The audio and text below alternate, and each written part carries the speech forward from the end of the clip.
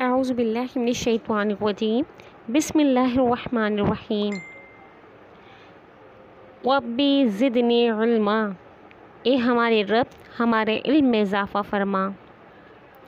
پیارے بچوں، کیسے ہیں آپ سب؟ امید کرتی ہوں کہ آپ سب خیریت سے ہوں گے۔ بچوں، آج ہماری اسلامیت کی پہلی کلاس ہے۔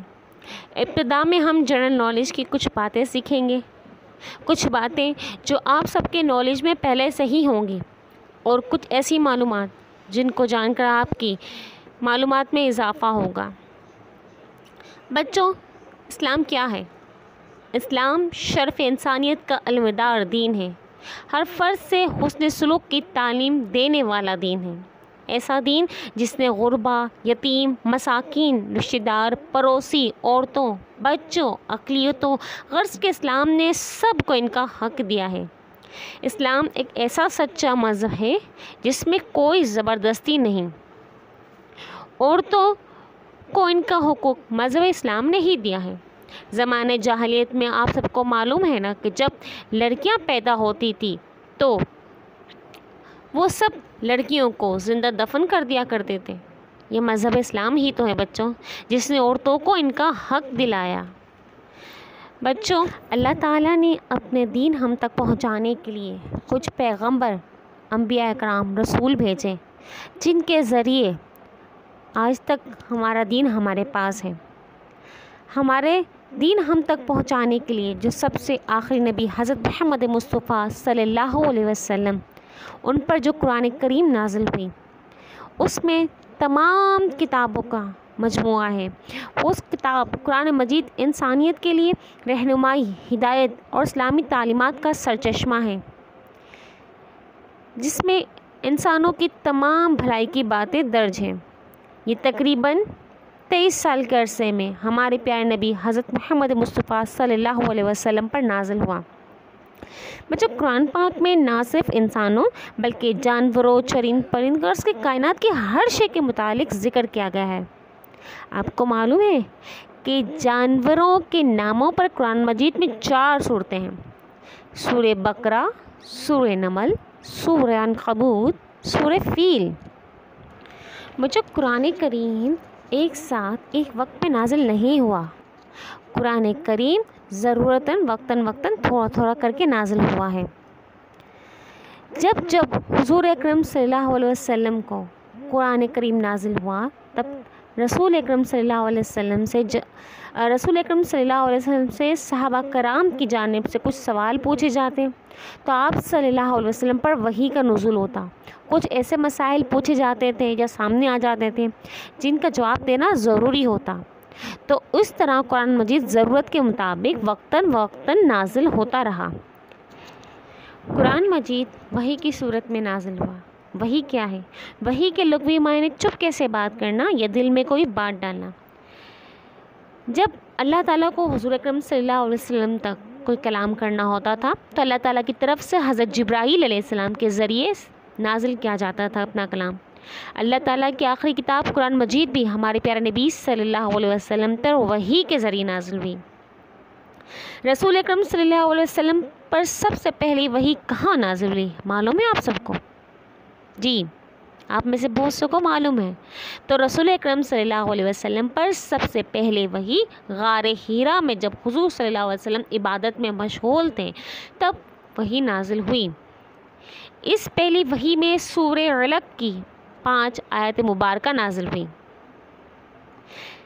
جیسے جیسے قرآن مجید نازل ہوتا رہا، اس کے ساتھ ساتھ اسے محفوظ کرنا بھی بہت ضروری تھا، کیونکہ جیسا کہ میں نے آپ کو بتایا کہ قرآن کریم ایک ساتھ ایک نہیں نازل ہوا، وہ تھوڑا تھوڑا کر کے نازل ہوتا رہا، تو اس کی حفاظت، اسے محفوظ کرنا ضروری تھا۔ جب بھی کوئی صورت یا آیت نازل ہوتی تو آپ صلی اللہ علیہ وسلم صحابہ کرام رضی اللہ تعالیٰ عنہ کے سامنے اس کی تلاوت فرماتے، اور وہ صحابہ اسے زبانی یاد کر لیتے تھے۔ اس طریقے سے بہت سے صحابہ کرام رضی اللہ تعالیٰ عنہ کو قرآن مجید بہت اچھی طریقے سے زبانی یاد ہو گیا۔ پھر نبی اکرم صلی اللہ علیہ وسلم نے کچھ صحابہ کرام رضی اللہ تعالیٰ عنہ کو وحی کی آیت لکھنے پر مامور فرمایا۔ جیسے ہی وحی نازل ہوتی وہ صحابہ کرام کو بلوا کر آپ صلی اللہ علیہ وسلم وحی کی آیت لکھوا دیتے. وحی لکھنے والا، یہ بچوں یاد رکھیے گا کہ وحی لکھنے والے صحابہ کرام رضی اللہ تعالیٰ عنہ کو کاتبین وحی کہا جاتا ہے. کاتبین وحی وہ ہوتے ہیں جو وحی لکھا کرتے تھے.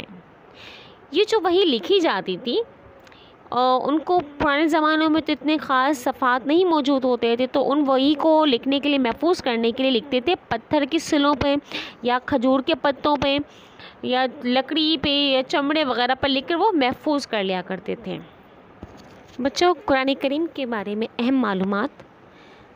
قرآن مجید کی 7 منزلیں ہیں.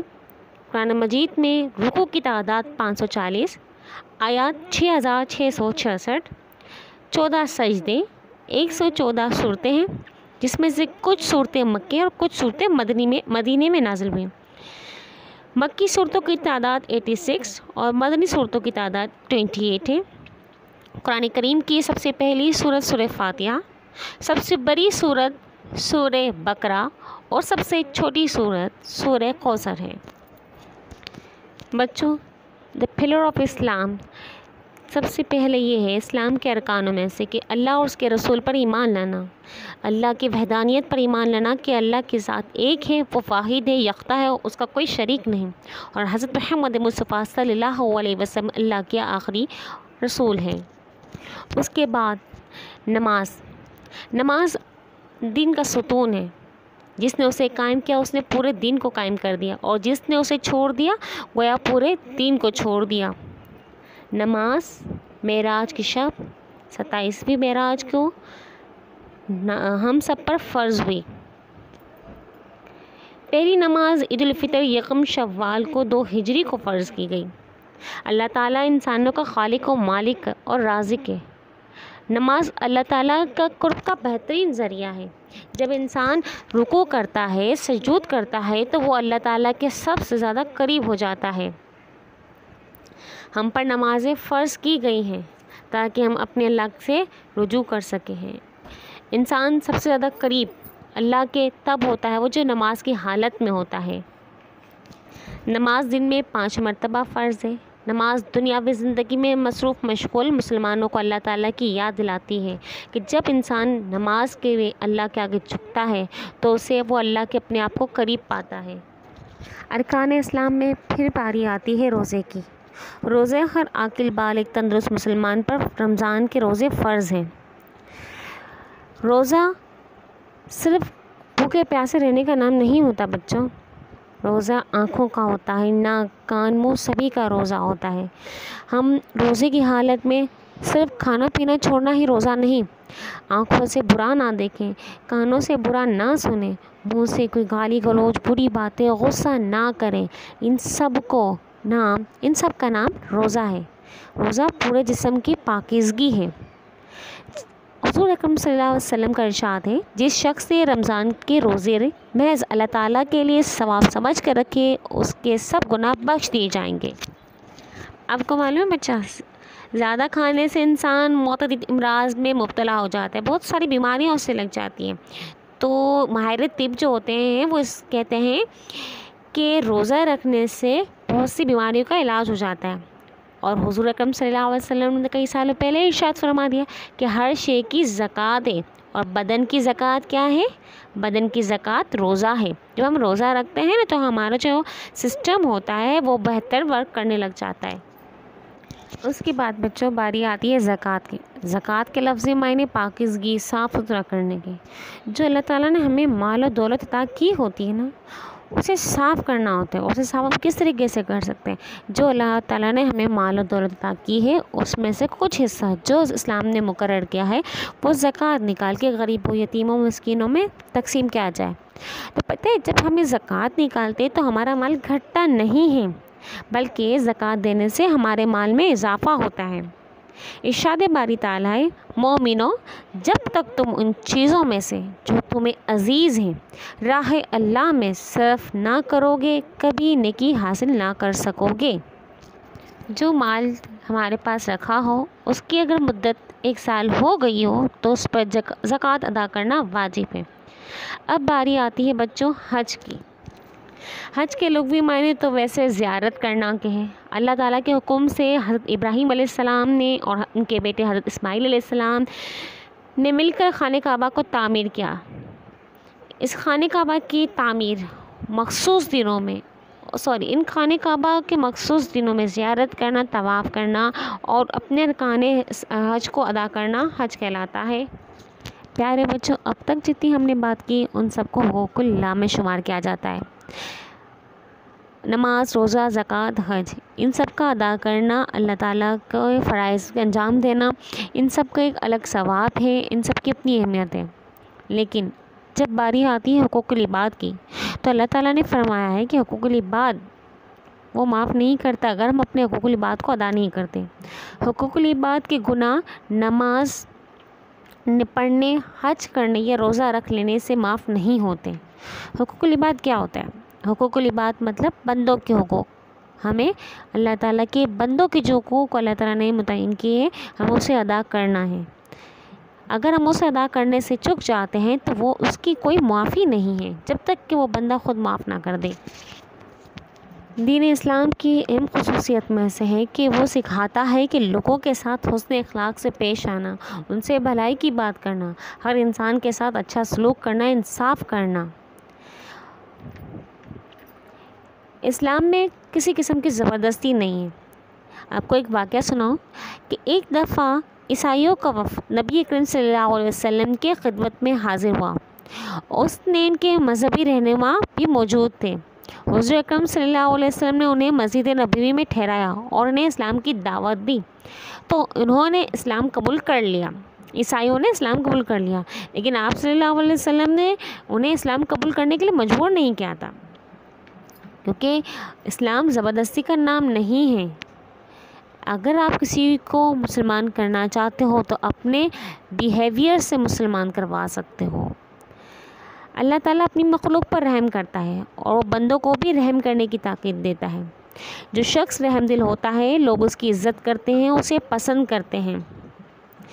ہم ہر کام مسلمان جو ہے ہر کام بسم اللہ الرحمن الرحیم پڑھ کے شروع کرتا ہے، جس کے مطلب کہ شروع کرتا ہوں اللہ کے نام سے جو بڑا مہربان رحمان اور رحیم ہے نا۔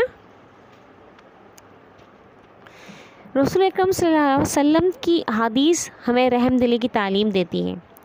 آپ صلی اللہ علیہ وسلم نے فرمایا جو شخص دوسروں پر رحم نہیں کرتا اللہ تعالیٰ بھی اس پر رحم نہیں کرے گا، اور فرمایا کہ رحم کرنے والوں پر اللہ تعالیٰ رحم کرے گا۔